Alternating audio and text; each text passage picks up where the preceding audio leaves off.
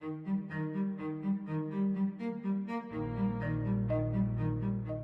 we're talking about sustainable development. This is a crucial concept.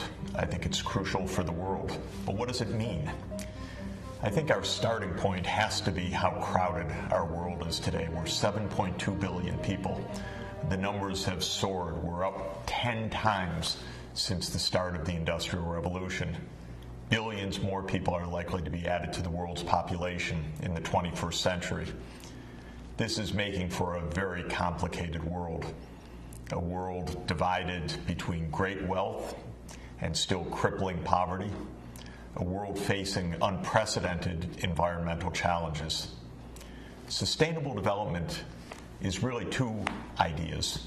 One is a way to understand this complicated world.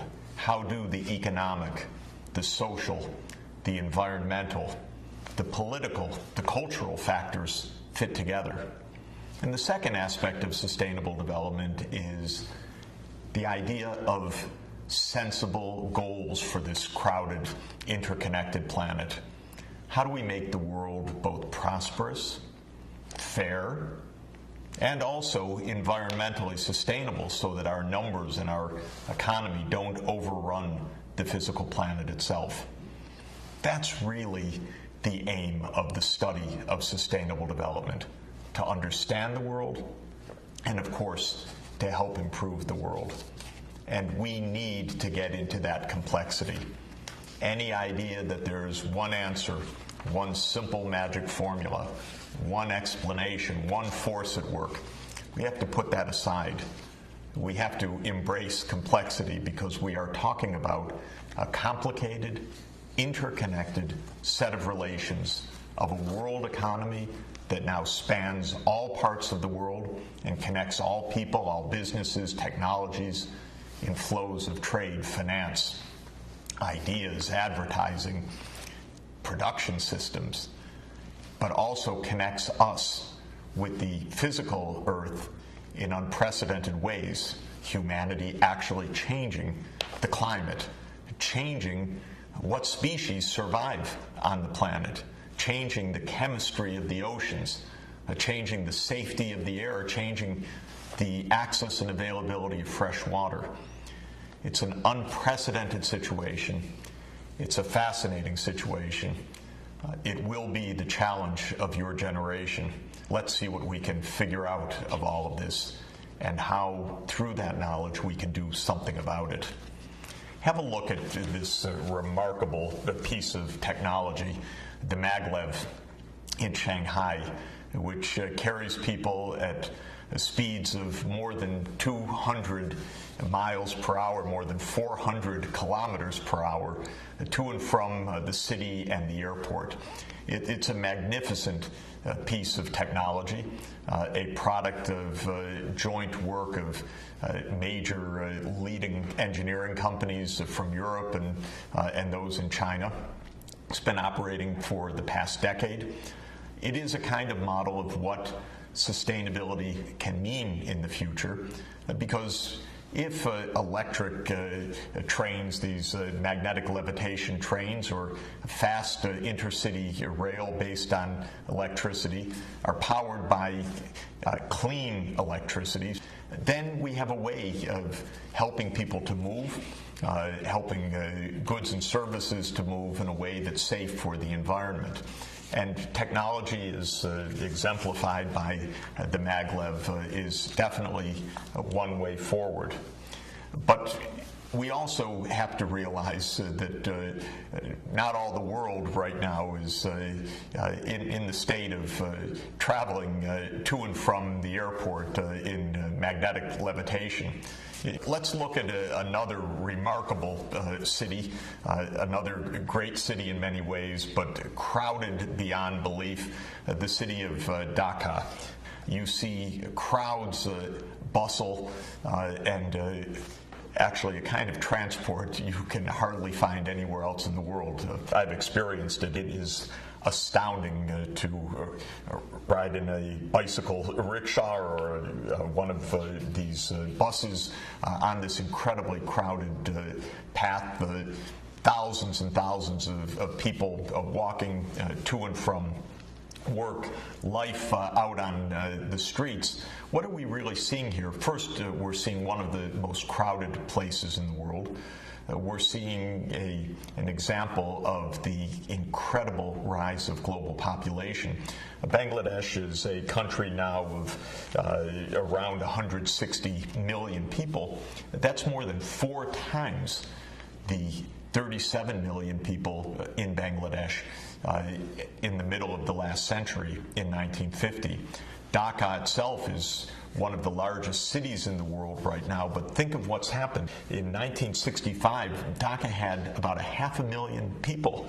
Today, Dhaka has more than 15 million people. You can imagine how the infrastructure has been completely overrun, how transport systems, water systems, sanitation systems, and all the rest are facing unbelievable stress with this kind of population increase.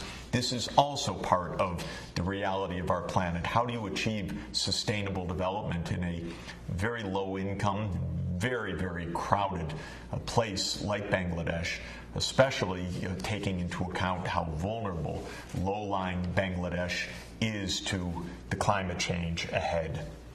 So sustainable development for us, first, is a way to understand these complicated challenges. I think it's useful to think of there being 4 dimensions to that puzzle. There's the economics, there's the societal dimension, how our communities work, culture, civil society. There's the natural environment, and there's our political or governance systems. How do economic, social, environmental, and governance systems interact? The second way to think about sustainable development is not only as an analytical approach, one that takes a holistic view of society, but also as what we would call a normative or ethical approach, identifying goals for society. Sustainable development urges us to have a holistic vision of what a good society should be. Sometimes people say, well, good society is a rich society. But we know that can't quite be it, just to focus on the economics. If a country is rich on average, but all the wealth is held by very few people and most of the people are poor, I think most of us would say that's not a good society in the sense that we would aspire towards. So social inclusion is a second aspect of a good society, meaning that economic well-being is widely shared among different ethnic, religious, or racial groups in a country. It's shared between men and women, so there's gender equality. It's shared among regions of a country, so that there's not just one pocket of prosperity in a sea of poverty. A third aspect of what we would think to be a good society is one that is a good steward of the natural environment. We all know that if we break the physical systems of biodiversity, if we destroy the oceans, if we deforest the great rainforests, we're going to lose immeasurably. If we continue on a path that fundamentally changes the Earth's climate in a way that's unrecognizable for us in the way that humanity has developed, we're going to face grave dangers. So from a normative perspective, environmental sustainability certainly seems right if we care about the well-being of our children and future generations. And for most of us, we also care very much how government functions. People living in places with massive corruption, with lawlessness, where the politicians are not to be trusted, where government services are not fair, where there's massive discrimination, insider dealing, and so forth. This creates a lot of unhappiness. All over the world, people feel happier and better when they can trust their government. But unfortunately, in many places in the world, people don't trust their governments to be honest, to be fair, even to keep them basically secure. So from a normative perspective, We could say that a good society is not only a wealthy society, but is one that is prosperous and inclusive, environmentally sustainable, and well-governed.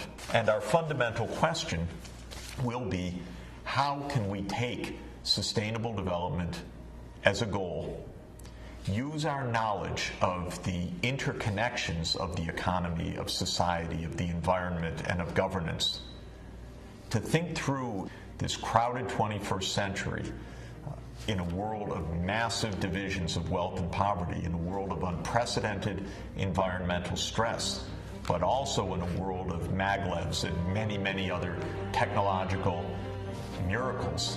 How can we find our way through this century to produce prosperity that is inclusive, that is sustainable, and that is according to decent governance with rule of law, transparency, and accountability? There are some very powerful ways forward to meet sustainable development as a goal, a shared goal for the planet.